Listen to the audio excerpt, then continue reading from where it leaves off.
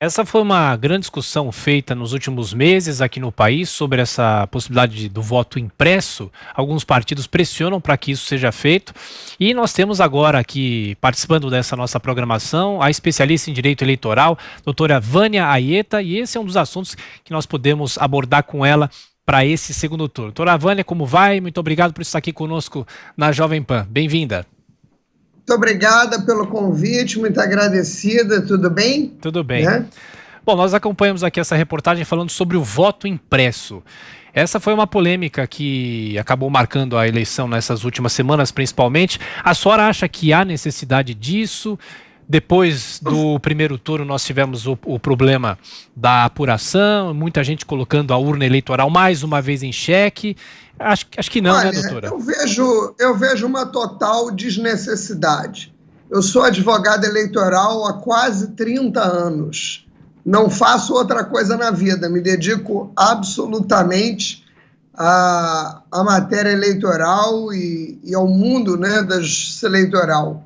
E digo aos senhores, se há alguma coisa no Brasil segura que nós tenhamos certeza, né, de termos uma honra até com isso, é exatamente a urna eletrônica e o sistema de votação que nós temos, que é inclusive um exemplo para todo mundo. O Brasil, ele chega a exportar, né, esse modelo, os players das eleições, os partícipes da justiça eleitoral viajam por todo o mundo, dando palestras, enfim, mostrando, né, a outros países esse modelo que nos é tão caro e que, enfim, eu não vejo qualquer preocupação que tenhamos que ter.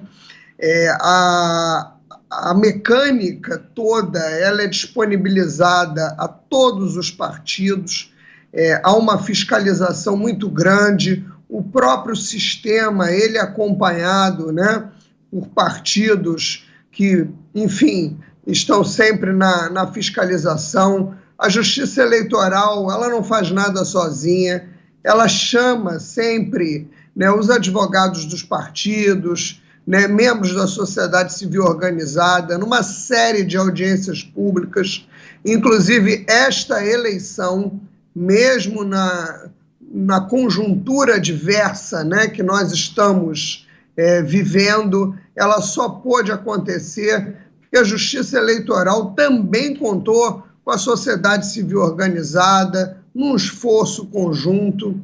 Eu fico um pouco até surpresa, né, com essas manifestações. O fato, por exemplo, de no primeiro turno ter acontecido aquela demora, aquilo inclusive foi uma medida profilática, né, da Justiça Eleitoral, de Sua Excelência o ministro Barroso, a partir do momento em que hackers, né, tentaram invadir o site da Justiça Eleitoral, até para que não tivesse nenhum tipo, né, de controvérsia em relação ao tema. Agora, é importante que se diga que o sistema de contabilização dos votos nada tem a ver com o site, o próprio sistema ali que tentaram invadir.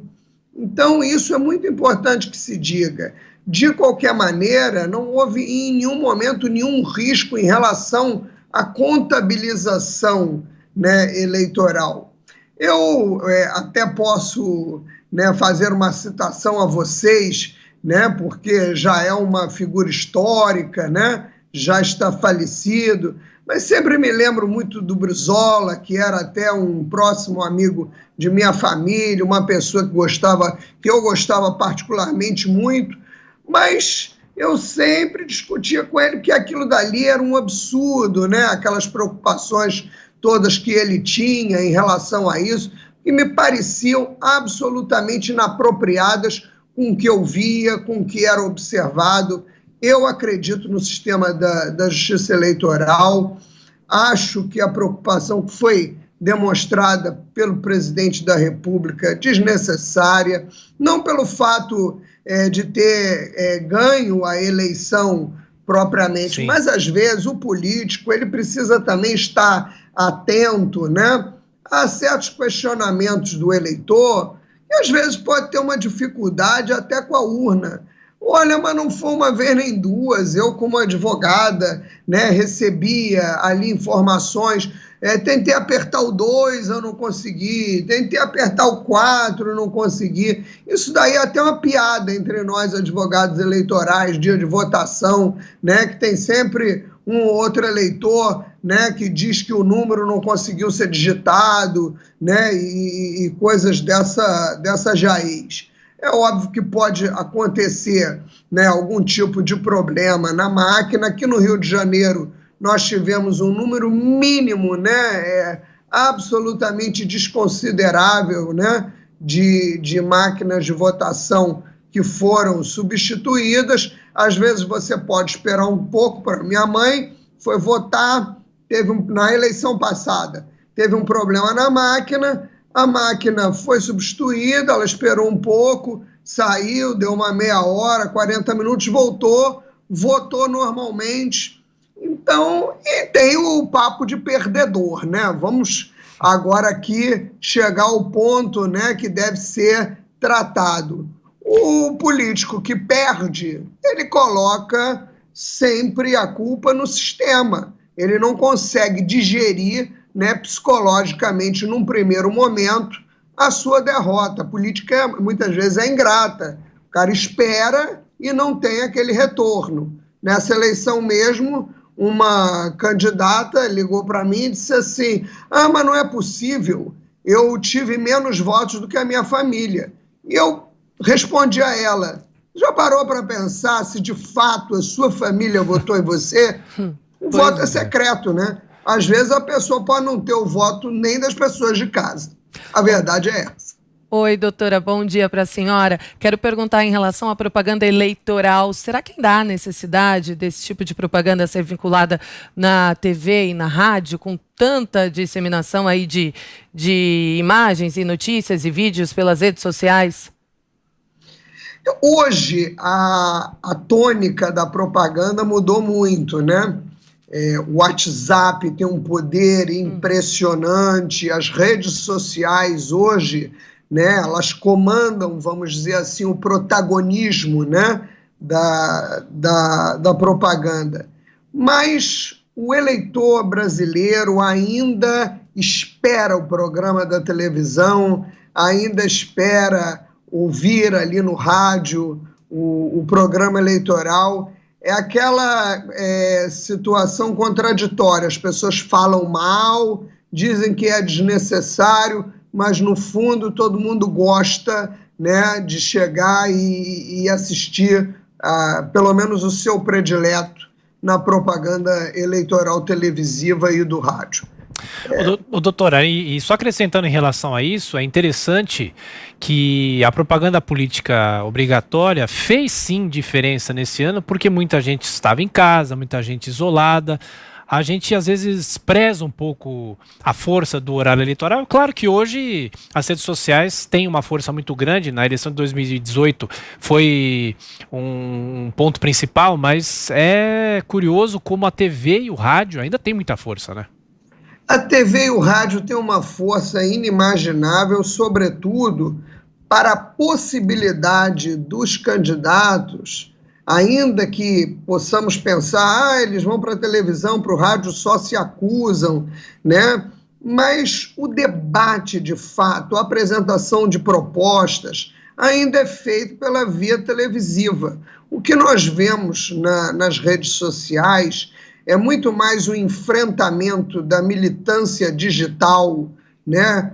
Ou tentando fazer valer os seus prediletos ou acusando os adversários, mas o fato que ainda um espaço institucional para apresentação de propostas, para apresentação do programa dos candidatos é ainda esperado, né, desse instrumento da televisão e do rádio. As pessoas podem dizer o que for, Mas os debates, por exemplo, promovidos, né, pelos programas de TV, pelos programas de rádio, são a oportunidade, né, que os cidadãos têm de confrontar ideias, de conhecer, às vezes, até um candidato que desejava votar e às vezes, na apresentação de uma proposta, muda de ideia. Eu ainda acho que os programas, de um modo geral, não só o programa institucional da propaganda eleitoral, mas os debates televisivos, as oportunidades, né, que a mídia, né, da TV e do rádio asseguram, ainda são de superlativa importância para a democracia brasileira e para o conhecimento do eleitor das propostas dos vários candidatos. Doutor, e sobre o e-título, né, as pessoas poderem justificar o voto através dele, mas muita gente já está reclamando sobre a instabilidade ali do aplicativo. Será que é a melhor solução? É uma ferramenta, né? Como toda ferramenta nesse período, né, em que todo mundo busca, né? Às vezes você pode ter um momento ou outro, né, instável, mas as pessoas que eu vi, que usaram, né, eu mesma quando fui testar, tudo deu muito certo. O que eu vejo, né, é que há um movimento, né, de descrédito à justiça eleitoral num momento como esse.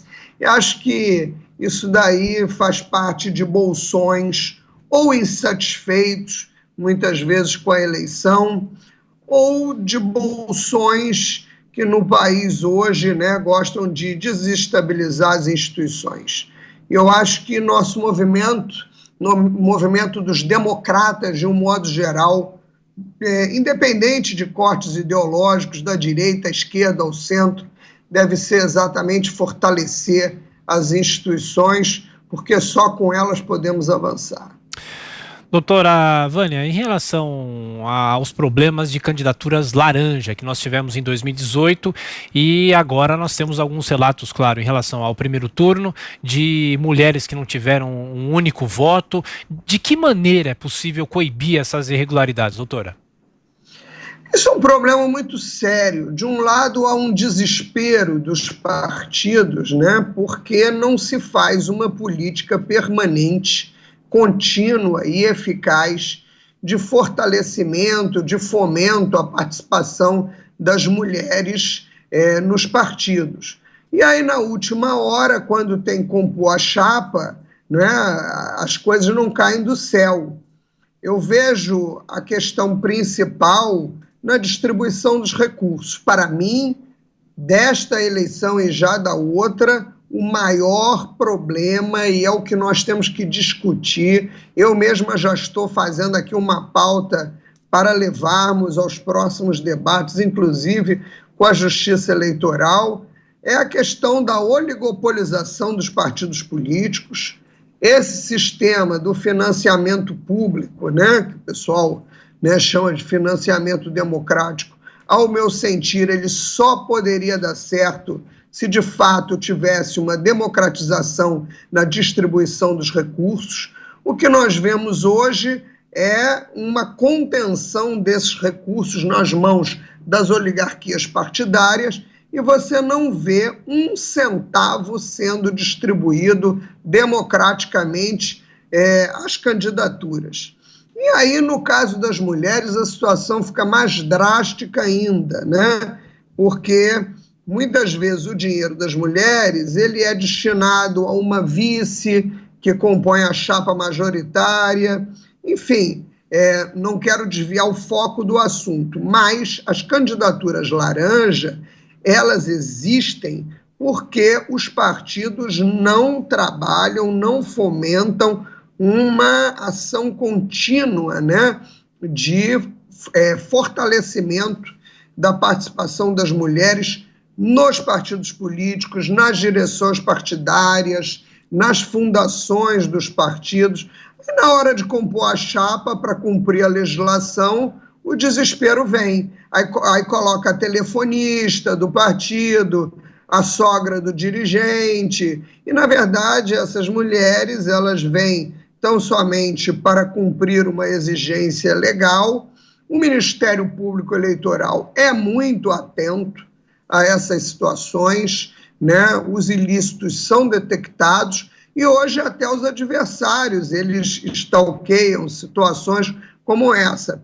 No outro dia, conversava com um colega meu, advogado eleitoral de São Paulo, e ele disse que já tinha feito um mapeamento minucioso de todas as incidências de situação dessa natureza para ele ingressar judicialmente para quebrar a chapa.